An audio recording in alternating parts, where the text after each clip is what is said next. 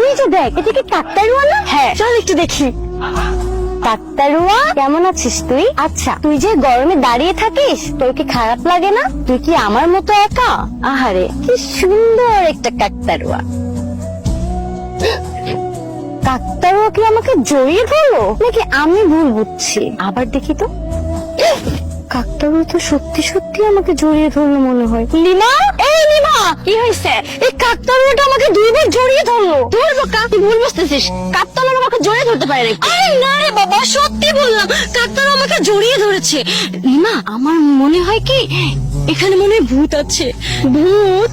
হ্যাঁ লিমা, এখানে তুই ভূত পাবে কোথায়? চল না লিমা, আচ্ছা ঠিক আছে চলে।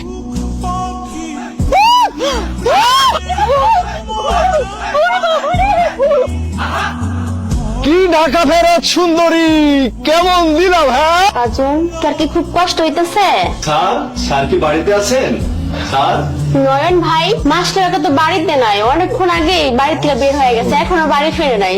এদিকে কাজলের মেলা জড়াইছে, একটু ভিতরে আসুন তো ভাই। কিরম করে জ্বরটা হইলো? কালকে গ্রামের মাঠে ঘুরতে গেছিলাম, কিন্তু একটা কাকতাড়ুয়া দেখা কাজল ভীষণ ভয় পাইয়া যায়, ওইখান থেকে মেলা জ্বর। তুমি কোনো টেনশন করো না, আমি এক বন্ধু ওষুধ এনে দিচ্ছি, সব ঠিক হয়ে যাবে। আরে আপনি আপনি এই জায়গায় কি করছেন? সকালবেলা বাবার সাথে একটু হাঁটতে বেরিয়েছি, বাবা ওই পাশটাই আছে, আর আমি একটু গ্রামটা ঘুরে ঘুরে দেখছি। আপনি এত তাড়াতাড়ি কোথায় যাচ্ছেন? কেন? কাল যখন আপনার জ্বর হয়েছিল তখন আপনাকে দেখে আমার খুব মায়া লাগছিল জানেন। ও তাই নাকি?